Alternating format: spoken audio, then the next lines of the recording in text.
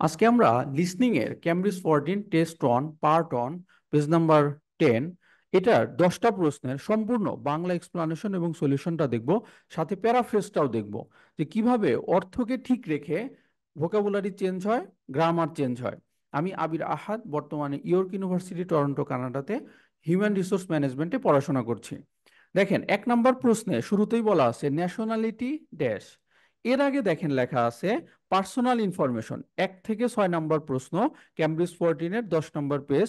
1 থেকে 6 নম্বর প্রশ্ন personal information. আগে এক্সাম্পল থাকতো, এখন আর ফাইনাল পরীক্ষায় এক্সাম্পল গুলো পাবেন না, একটু চেঞ্জ হয়েছে। সো এখানে দেখেন 1 নম্বর লেখা আছে ন্যাশনালিটি। সো ডিরেক্ট আপনাকে বলবে না যে তার ন্যাশনালিটি হচ্ছে UK, nationality Bangladeshi, nationality Indian. একটু ঘুরিয়ে পেঁচিয়ে বলবে কিভাবে। দেখেন, এখানে প্রথমে প্রশ্ন করেছে, are you resident in the UK?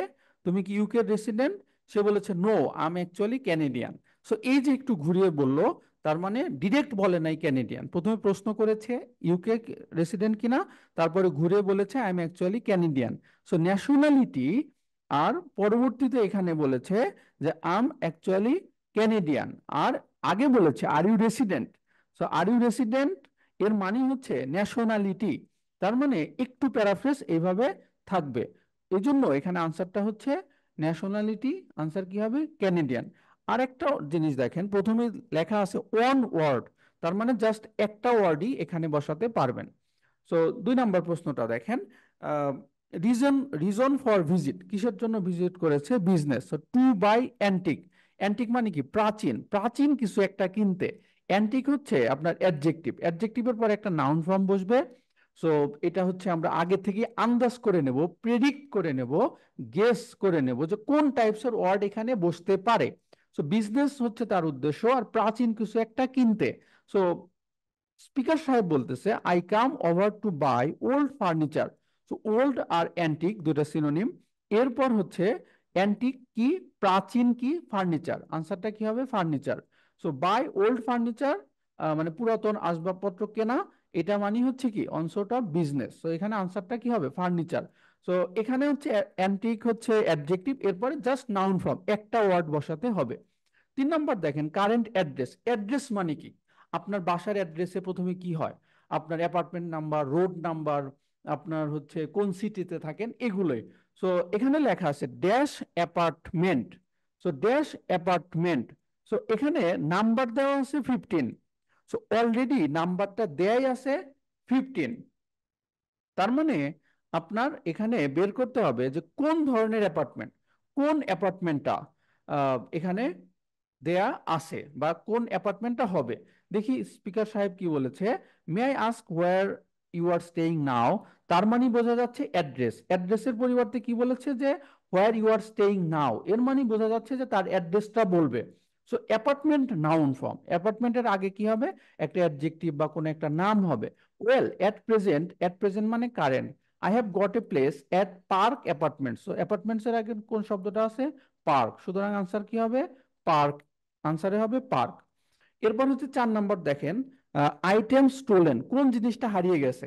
A wallet containing approximately dash, কোন জিনিসটা হারিয়ে গেছে? এখানে হচ্ছে আপনার মানে মুদ্রার একটা সাইন আছে, তার মানে বোঝা যাচ্ছে যে এখানে একটা সংখ্যা হবে, যেহেতু মুদ্রার সাইন আছে। সো এখানে দেখেন সরাসরি বলেছে মুদ্রার কথা, যে অ্যাবাউট 250 স্টার্লিং। সো এই যে স্টার্লিং এর সাইনটা অলরেডি দেয়া আছে, আপনার ফাইনাল পরীক্ষার আর স্টার্লিং লেখার দরকার নাই, শুধু 250 ওয়াটটা লিখলেই হবে। আনসারটা হবে 250। পাশে আছে যে এ ড্যাশ, এ ড্যাশ, তার মানে আগেই কিন্তু বলেছিল যে আপনার কি হারাইছে, এই যে ডিটেলস অফ থেফট, কি হারাইছে। আগে হারাইছে টাকার কথা বলছে, মানে মুদ্রার কথা বলছে যে কত টাকা বা কত স্টার্লিং হারাইছে। পরে আছে শুধু এ ড্যাশ, মানে একটা কিছু কি হারাইছে। তো এখানে দেখেন স্পিকার সাহেব বলতেছে then I realised my phone had gone as well, মানে ফোনটাও হারাইছে, my phone had gone as well. তার মানে আরেকটা জিনিস হারিয়েছে, এটার অর্থ হিসাবে কি আসে? ফোন। জাস্ট এখানে আনসারটা হবে ফোন। 6 নম্বরটা দেখেন ডেট অফ থেফট, কত তারিখে হারাইছিল, আমাদের খুঁজে বের করতে হবে কত তারিখ। তো জাস্ট দেখেন এখানে একটা ডেট বসাতে হবে। এখানে বলেছে যে so that that was September the 10th, মানে সেপ্টেম্বরের 10 তারিখ। এখানে 10 সেপ্টেম্বরও আপনি লিখতে পারেন, সেপ্টেম্বর 10ও লিখতে পারেন, 10th অফ সেপ্টেম্বরও লিখতে পারেন, সবগুলোই কারেক্ট। এরপরে বলেছে 7 নাম্বার লোকেশন, লোকেশনটা কোথায়? আউটসাইড দ্য ড্যাশ, কোন জিনিসটার কোথাকার বাইরে। আমাদের শুধুমাত্র বের করতে হবে যে আপনার আউটসাইড দ্য ড্যাশ কিসের বাইরে। তো এখানে দেখেন আপনার অডিও স্ক্রিপ্টে যেটা আছে যে I met up with a friend we spent A couple of hours in the museum. তাহলে সময়টা কোথায়, লোকেশনটা কোথায়, সময়টা কোথায় ব্যয় করেছে? এই যে মিউজিয়ামের সময়টা ব্যয় করেছে, তার মানে এখানেই হারাইছে। আর 4 PM এখানে পুরোপুরি মিল, 4 o'clock। সুতরাং আনসারটা কি হবে? Outside the museum. জাস্ট জায়গা হিসাবে কোনটা আছে? মিউজিয়াম। এছাড়া প্লেস হিসাবে একটা ওয়ার্ডও এখানে নাই। আহ, আপনার যখন আনসারটা বসাবেন তারপর একটু মিলাবেন যে আনসারটা বসানোর পরে সেটা খাপ খায় কিনা, মানে অর্থগতভাবে মিল হয় কিনা। 8 নাম্বার দেখেন, some boys asked for the dash, কিসের জন্য জিজ্ঞাসা করেছিল?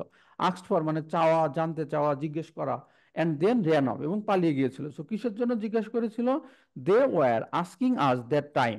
সো টাইম সম্পর্কে জিজ্ঞেস করেছিল, দে ইট ওয়াজ। সো আপনি দেখেন টাইম ছাড়া একটা ওয়ার্ডও আনসার হয় না। সাডেন কি আনসার দিতে পারবেন? ইট কি আনসার দিতে পারবেন? দ্যাট কি আনসার দিতে পারবেন?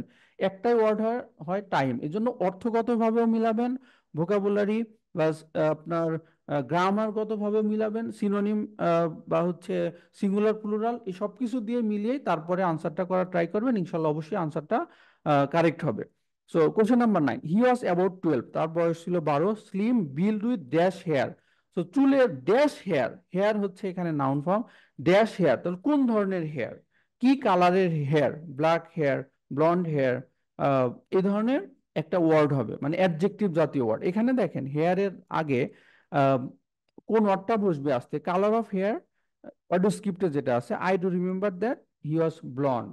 সো এটা হচ্ছে আপনার সোনালী অথবা ব্লন্ড কালারের। সো হেয়ারের আগে নাউন ফর্ম, হেয়ার হচ্ছে নাউন ফর্ম, অ্যাডজেক্টিভ হিসাবে শুধু ব্লন্ডটাই বসে, আনসার হবে blonde. So 10 number, crime reference number, নিশ্চিতভাবে বোঝা যাচ্ছে যে এখানে একটা সংখ্যা হবে। ধরেন আপনি একটা জায়গায় জিডি করলেন, সো জিডির নাম্বারটা বসাইতে হবে। সো এখানে একটা সংখ্যা বসবে, সংখ্যা হিসাবে দেখেন জাস্ট এই অর্ডটা, এই অর্ডটাই বলছে, এটাই আনসার। ভেরি সোজা। সো এইভাবে আমরা প্রত্যেকটা ক্যামব্রিজ লিস্টিং এর সবগুলো প্রশ্নের ব্যাখ্যা বিশ্লেষণ করে দেব। আপনার যদি একটু মনোযোগ সহকারে এটা জাস্ট শোনেন তাও ইমপ্রুভ হবে। এভাবে ধরে ধরে ধরে ধরে প্র্যাকটিস করেন, লিসনিং এর অনলি পার্ট 1টা শেষ করেন, তারপরে পার্ট 4 আস্তে আস্তে আস্তে আস্তে কঠিনের দিকে যান, বইয়ের শেষের অডিও স্ক্রিপ্ট দেখে মিলান, প্র্যাকটিস করেন, ইনশাল্লাহ আল্লাহ চাহতে ইমপ্রুভ হবে।